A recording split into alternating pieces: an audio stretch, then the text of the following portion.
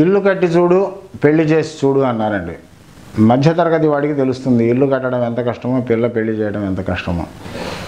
100 అబద్ధాలు ఆడైనా ఒక పెళ్లి చేయమని సూక్తి. ఒక ఆయన అనుకున్నాడు 100 అబద్ధాలు ఎందుకు, ఒక అబద్ధం ఆడదామని. ఎన్నో సంబంధాలు చూశాడు, వాళ్ళ అమ్మాయికి ఏది కుదిరి చావటల్లా. ఆయనకు అర్థమైపోయింది, నేను కొంచెం లోయర్ మిడిల్ క్లాస్ కదా, వీడు అసలు ఏం పెళ్లి చేయగలడు, ఏం పెట్టగలడు అని చెప్పని వాళ్ళు ఇచ్చేస్తున్నారు. అందుకని ఒక చిన్న బిల్డప్ ఇచ్చి ముందు అమ్మాయిని తోసేద్దాం, తర్వాత అనుకుని నౌకర్ని పిలిచి చెప్పాడు, రే చాలామంది వస్తున్నారు పోతున్నారు, కొంచెం మనం బిల్డప్ ఇవ్వాలి ఉన్నవాళ్ళమని, అది నమ్మి పెళ్లి చేసుకుంటారు, తర్వాత. నాకు అర్థమైపోయింది అయ్య గారు, మీరేం చెప్పమాకండి, నేను చూసుకోండి ఎట్ట చేస్తాను అన్నాడు వాడు. సరే వాళ్ళు వచ్చారు, పెళ్లి కొడుకు తల్లిదండ్రి వచ్చారు, వాళ్ళని కూర్చోబెట్టి ప్రయాణం అది బాగా సాగింది కదా, సంతోషం, రే అని నౌకర్ని పిలిచాడు. వాళ్ళు ఎండన పడొచ్చినట్టున్నారు, వాళ్ళకి ఏదైనా చల్లగా తీసుకొచ్చి ఇవ్వు అన్నారు. అప్పుడు వాడు, అయ్యగారు మన చెరుకు తోటలోకి వెళ్ళి చెరుకు గడలు కోసి చెరుకు రసం తెమ్మంటారా, మన కొబ్బరి తోటలోకి వెళ్ళి కొబ్బరి బొండాలు దింపి ఫ్రెష్గా అవి తెమ్మంటారా, లేకపోతే ఆ సూపర్ మార్కెట్కి వెళ్ళి కూల్ డ్రింక్ తెమ్మంటారా అన్నాడు. వీడు హ్యాపీ అనమాట, వచ్చిన వాళ్ళు ఏంటి వీళ్ళకి చెరుకు తోటలు ఉన్నాయి, కొబ్బరి తోటలు ఉన్నాయని అనుకోవాలని. వీడు, రే మనకి చెరుకు తోటలు, కొబ్బరి తోటలు, సూపర్ మార్కెట్లు ఇవన్నీ ఉన్నాయని వాళ్ళకి తెలియాలా ఏమిటి అథవా, ఏం అక్కర్లేదు, పక్క వీధిలోకి వెళ్ళి కిరాణా షాప్లో కూల్ డ్రింక్ ఒకటి తీసుకురా అన్నాడు. అమ్మాయి మొత్తానికి వర్కౌట్ అవుతుంది అని. తర్వాత వాడు బయలుదేరుతుంటే, అరే మళ్ళీ లేట్ అవుతుంది, వాళ్ళకి తొందరగా కావాలి, కారులో వెళ్ళిరా అన్నాడు. అని ఇటు చూశాడు, వాడు రెచ్చిపోతున్నాడు. అలాగే అయ్యగారు, ఇప్పుడు మీరు వాడే అంబాసిడర్లో వెళ్ళమంటారా, అబ్బాయి గారు వాడే ఆల్టోలో వెళ్ళమంటారా, అమ్మగారు వాడే స్కోడాలో వెళ్ళి రమ్మంటారా అన్నాడు. వీళ్ళు అమ్మాయిని, ఒరే అథవా మన దగ్గర ఇన్ని రకాల కార్లు ఉన్నాయని వాళ్ళకి తెలియాలా ఏమిటి, ఏదో ఒక కారులో తీసుకురా. హ్యాపీ, వాడు రెచ్చిపోతున్నాడు కదా. ఇదిగో నా మాటిని, తొందరగా వెళ్ళిరా, ఆ కారు కీసు అమ్మగారి దగ్గర ఉంటాయి, తీసుకొని వెళ్ళు అన్నాడు.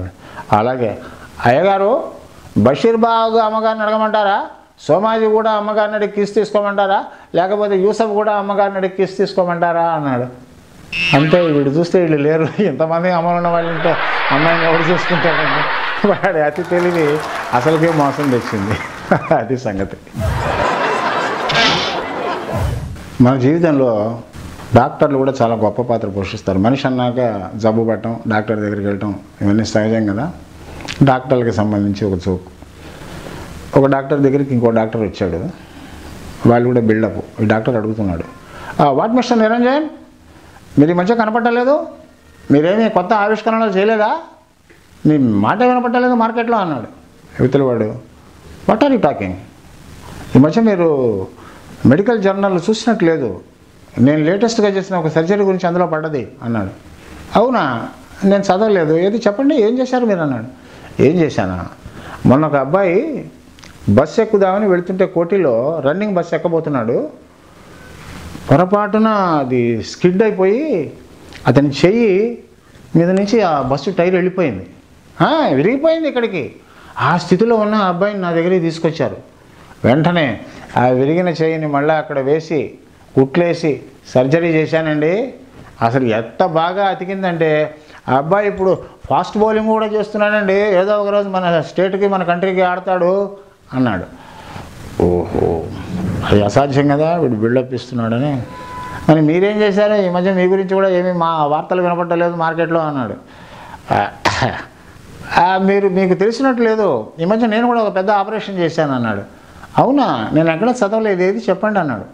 మొన్న అక్కడ రైలు పోతునేటప్పుడు గొర్రెలు కాచుకుంటూ ఒక అబ్బాయి వెళ్తున్నట్ట, బర్రెలు అవి నడుపుకుంటూ. ఆ ట్రైన్ వచ్చే వేళకి అది వచ్చేసి ఆ అబ్బాయిని బర్రెని గుద్దింది. బర్రె ఏమో అవతల పక్కకి వెళ్ళిపోయింది, సగం పార్టు నుజ్జు అయిపోయింది ముందు పక్క. అబ్బాయి ఏమో ఇటు పడిపోయాడు, ఇక్కడి నుంచి కింద మొత్తం నుజ్జు ఏం మిగల. ఆ స్థితిలో వాళ్ళని నా దగ్గరికి తీసుకొచ్చారు. ఆహా, ఏం చేశారు, ఆపరేషన్ చేశారా, ఏం మాట్లాడుతున్నారు అంత వ్యంగ్యంగా.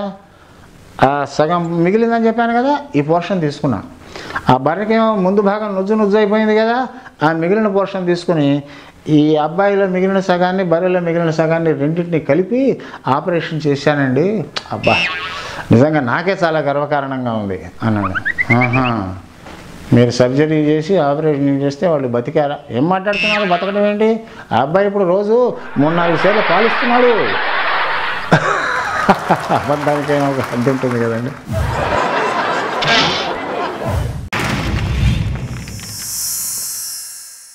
Like and subscribe Eagle Media Works.